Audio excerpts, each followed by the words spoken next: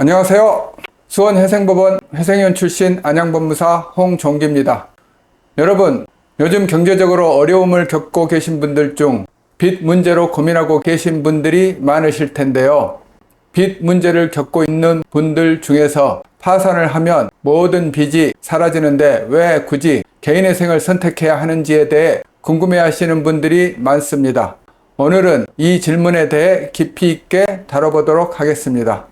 파산과 개인회생, 과연 어떤 선택이 나에게 맞을지 지금부터 함께 알아보겠습니다. 파산은 말만 들어도 무겁게 느껴지는 단어입니다. 파산을 신청하게 되면 법적으로 세금 등 일부 채무를 제외하고 모든 채무가 면제됩니다. 빚이 너무 많아 더 이상 갚을 능력이 없다고 법원이 판단할 경우 채권자들은 더 이상 돈을 받을 수 없습니다. 그래서 많은 사람들이 빚 문제로 고민할 때 자연스럽게 파산을 고려하게 됩니다. 하지만 파산 신청 과정은 그렇게 간단하지 않습니다. 먼저 법원에 파산 신청서를 제출하고 자신의 재산 상태와 부채 상황에 대해 소명해야 합니다. 이후 법원이 실제로 갚을 능력이 없는지 그리고 빚을 면제해줘도 되는지 심사를 하게 됩니다. 파산의 가장 큰 장점은 역시 세금 등 일부 채무를 제외하고 모든 빚이 사라진다는 점입니다. 채권자들이 독촉에서 벗어나 경제적으로 다시 시작할 수 있는 기회를 제공하기 때문입니다. 그래서 파산은 빚 때문에 모든 걸 포기하고 싶은 분들에게 매우 유리한 선택일 수 있습니다. 그러나 파산이 항상 최선의 선택은 아닙니다. 파산에는 여러 단점들이 존재합니다.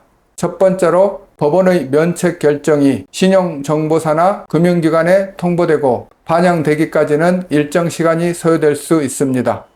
일반적으로 면책 결정 후 2주에서 한 달 정도 시간이 걸릴 수 있습니다. 신용불량자 기록이 해제되더라도 신용점수가 바로 회복되지는 않습니다. 면책 후에도 새로운 신용기록을 쌓아야 신용점수가 서서히 회복됩니다. 그리고 면책을 받은 후에 실제로 신용카드 발급이나 대출은 물론 심지어는 간단한 핸드폰 할부 구매도 어려워질 수 있습니다.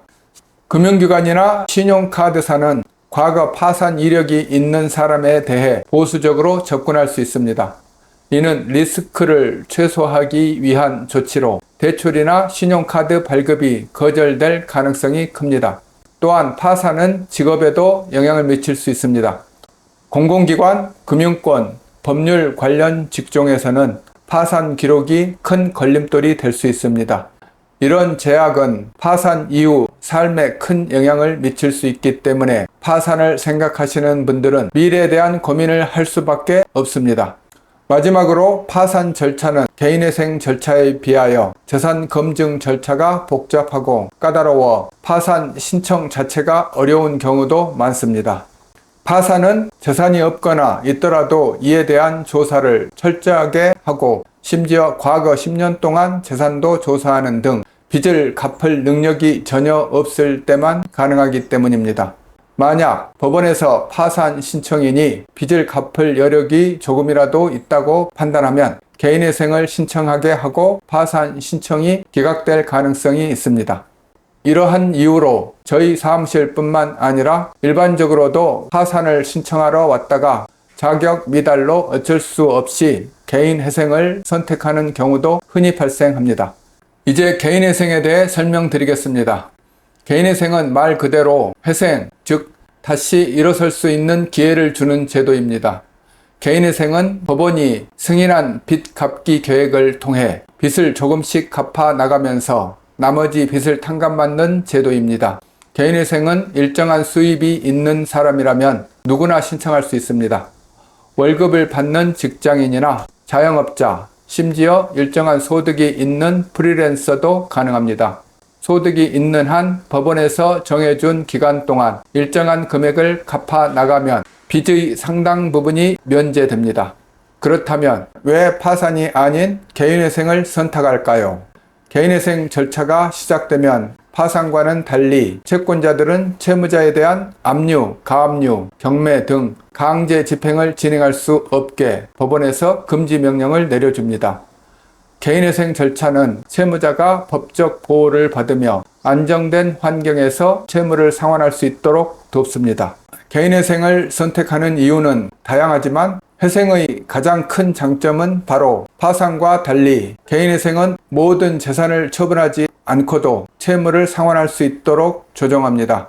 경우에 따라서는 집이나 자동차 등 주요 재산을 지킬 수 있는 경우도 있습니다. 그리고 개인회생은 파산에 비해 사회적 낙인 효과가 덜하며 일상생활을 유지하면서 채무를 상환할 수 있는 장점이 있습니다. 즉, 직장을 유지하면서 빚 문제를 해결할 수 있다는 점에서 많은 사람들이 개인회생을 선택하게 됩니다.